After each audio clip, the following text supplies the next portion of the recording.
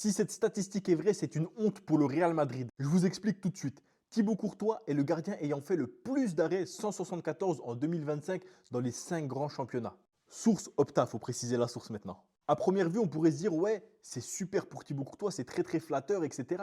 Oui, c'est flatteur pour Thibaut Courtois et ça montre juste que c'est le meilleur au monde, il n'y a pas de souci là-dessus. Mais par contre, pour le Real Madrid, c'est une honte. C'est une honte parce que tout simplement, le gardien qui fait le plus d'arrêts dans les 5 grands championnats, ça doit jamais être le gardien d'un grand club ou plutôt d'un très grand club comme le Real Madrid, le Bayern Munich, la Manchester City, Barcelone, etc. Ça ne doit jamais être un de leurs gardiens parce que ces clubs-là sont censés avoir une défense et un milieu solide qui permettent de minimiser les occasions de but adverses. Et le gardien qui doit avoir donc ce titre d'avoir fait le plus d'arrêts sur une saison ou sur une année civile, normalement, c'est un très très bon gardien d'un petit club ou d'un club moyen qui subissent beaucoup parce qu'ils ont une défense qui n'est pas top, un milieu qui n'est pas top, et puis que lui justement se démarque et à l'avenir sera le gardien d'un grand club. Normalement, c'est comme ça que ça fonctionne. Sauf que cette année, ça n'a pas fonctionné comme ça. Cette année, à travers ce titre, ça montre que Courtois est un monstre, mais ça montre surtout que le Real Madrid a des problèmes défensifs qui sont immenses et des problèmes au milieu de terrain qui sont immenses. Parce que encore, tu m'aurais dit si ça avait été au FC Barcelone que ce titre avait été donné, j'aurais dit ok, avec leur style de jeu, c'est assez risqué et forcément le gardien est beaucoup exposé.